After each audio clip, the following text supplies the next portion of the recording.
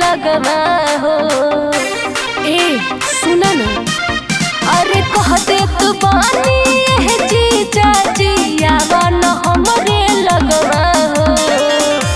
तले हले बानी साली रंगवा आज रंग अलंगवा हो। लेहले बानी साली रंगवा आज रंग अलंगवा हो। लेहले बानी साली रंगवा। अच्छा हाँ हो।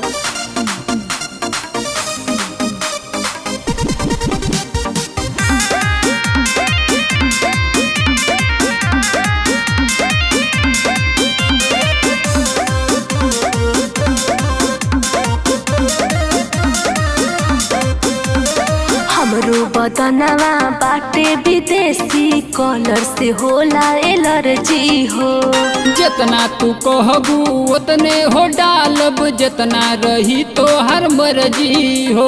अरे ना हो काहे हो। हाय हमरो बदनवा बाटे विदेशी कलर से होला एलर्जी हो। अरे जितना तू कहबू उतने हो डालब जितना रही तो हर मर्जी हो। खेले के किस्सा न हमके बतावा हमहू जानी ढंगवा हो। तले हले बानी साली रंगवा आज रंग अलंगवा हो। लेहले बानी साली रंगवा आज रंग अलंगवा हो। लेहले बानी साली रंगवा।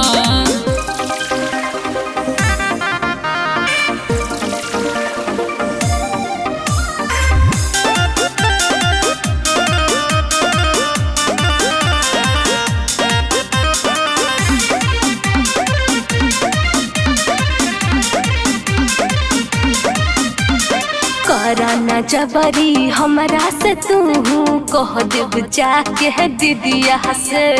जानतानी तू खेललू होली जाके बगल में बिकिया से। कराना जबरी हमरा से जीजा कह देव जाके दीदिया से। जानतानी तू खेललू होली जाके बगल में बिकिया से।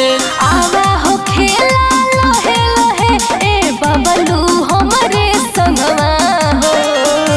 तले हले बानी साली रंगवा आज रंग अलंगवा हो। लेहले बानी साली रंगवा आज रंग अलंगवा हो। लेहले बानी साली रंगवा। ठीक बाजा।